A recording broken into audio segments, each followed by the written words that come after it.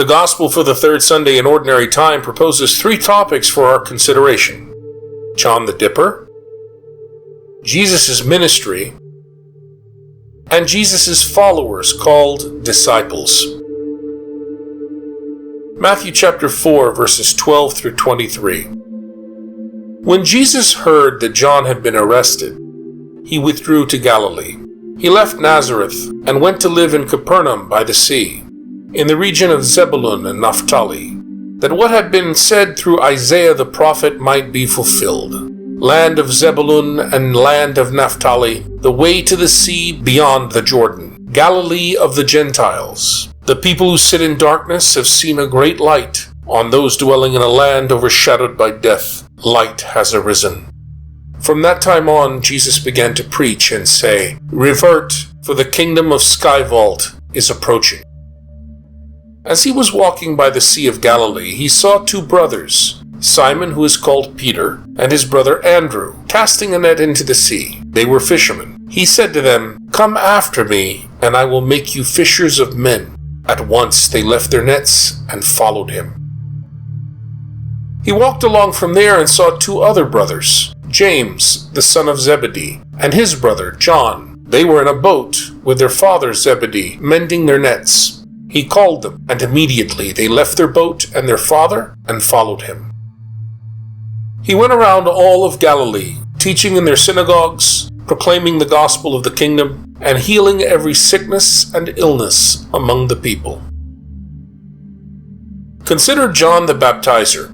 At this point in the Matthean narrative, John is in prison. He will shortly be put to death.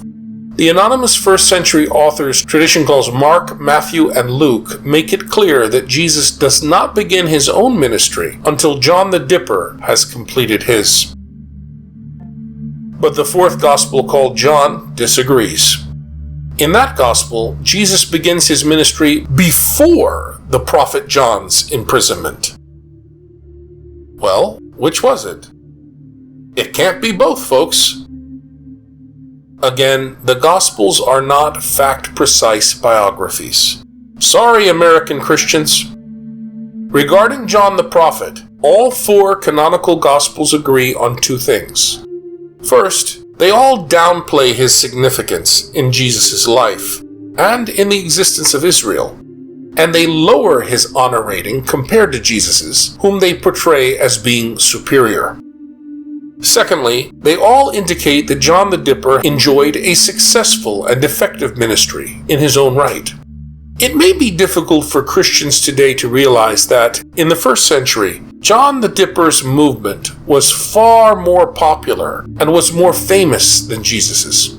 In fact, other than in Messianist circles, as scholar John Meyer says, during the first century, Jesus wasn't a blip on the radar screen of history.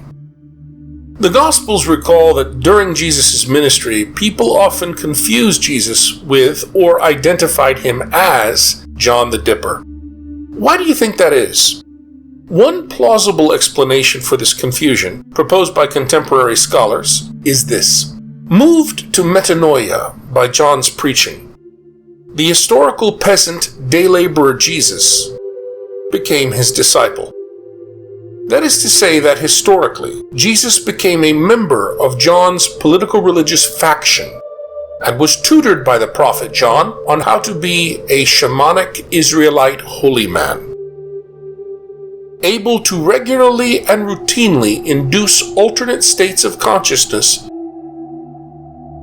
both personally and in other people. When his master John was imprisoned, disciple Jesus ventured out on his own and gathered his own followers. The evangelist we name Matthew calls disciples. But during this time, the historical Jesus continued to dip people like John had done. Soon, the historical Jesus, as shamanic folk healer, began to experience the ability to cast out demons and realized that he had a distinctively political religious movement of his own. With this, Jesus stopped water dipping, the sign of John's political religious movement, and came into his own. Now let's talk about Jesus' ministry, that is, his political religious movement. After John's imprisonment, the author we call Matthew says Jesus moved from Nazareth, his tiny hamlet hometown, to Capernaum, a larger crossroads village town by the Sea of Galilee. There, Jesus continued preaching John's message. Revert, for the reign of Skyvault has approached. Even though Jesus went out on his own and recruited his own following, he did so precisely on the basis of John's prophetic announcement. The message of the soon approaching Israelite theocracy, Kingdom of God, indicates that in the understanding and proclamations of both John and Jesus, the theocracy was the next divinely inaugurated event to befall Israelite society. Not in 2,000 years.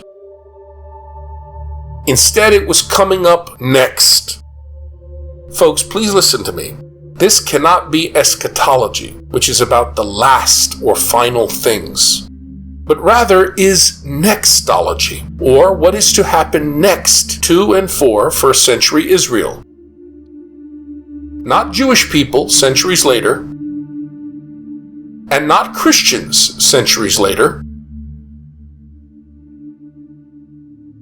but rather first century Israelites. People in peasant societies like Jesus do not harbor views of a long-scale, distant future time, nor do they think in terms of what is possible.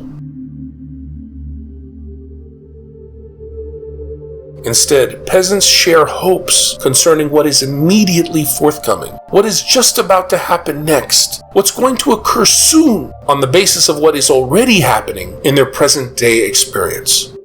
So Jesus' message, revert for the kingdom of Skyvault is approaching, as well as that of the Matthean Jesus group, was therefore nextology, not eschatology. Whether the theocracy soon to happen would be the final phase of Israelite social existence is simply not a question that peasant Israelites like Jesus would pose.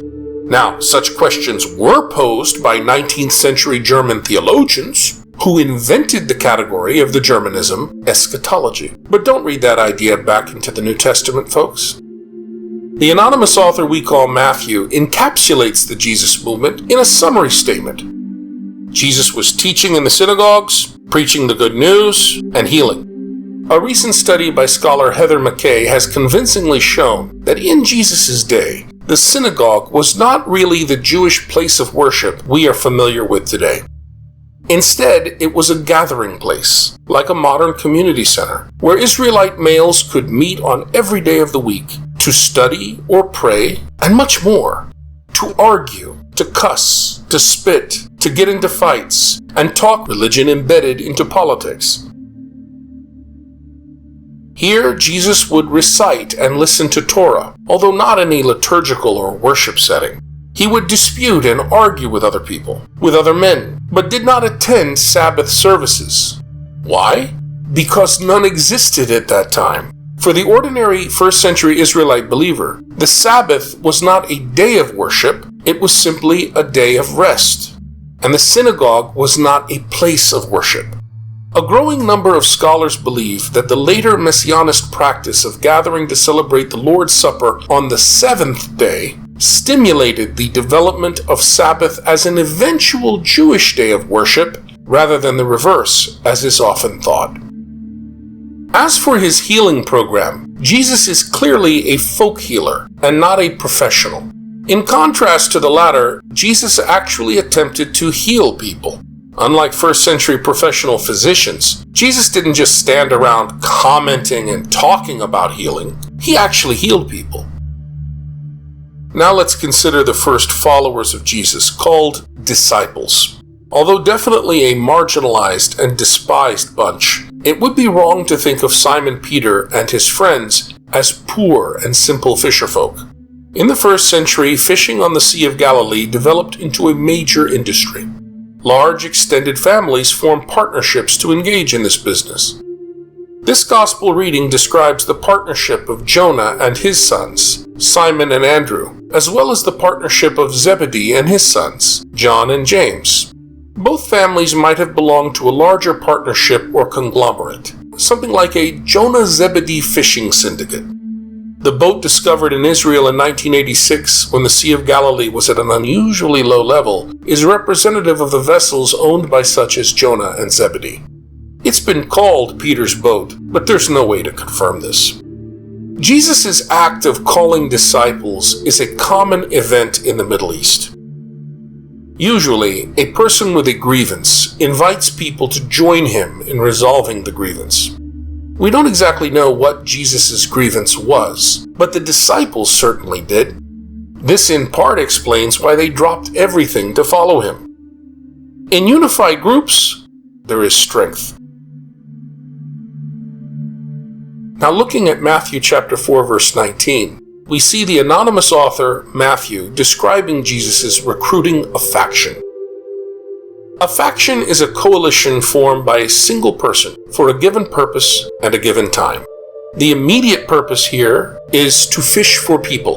The historical Jesus obviously wanted a wider following and recruits fishermen to help him in this task. The broader purpose would be the project Jesus has taken up after John the Dipper, that is, to proclaim God's rule, Israelite theocracy, with God as the patron or Mediterranean godfather. Moreover, this is the dry season. Farmers simply wait for the harvest. Fishing partners can leave the fishing to others for the time being. Now is the Mediterranean time to be out and about, to be seen and heard, to pursue group interests. Such group orientation or connectedness permeates this gospel reading, as it does the entire Bible.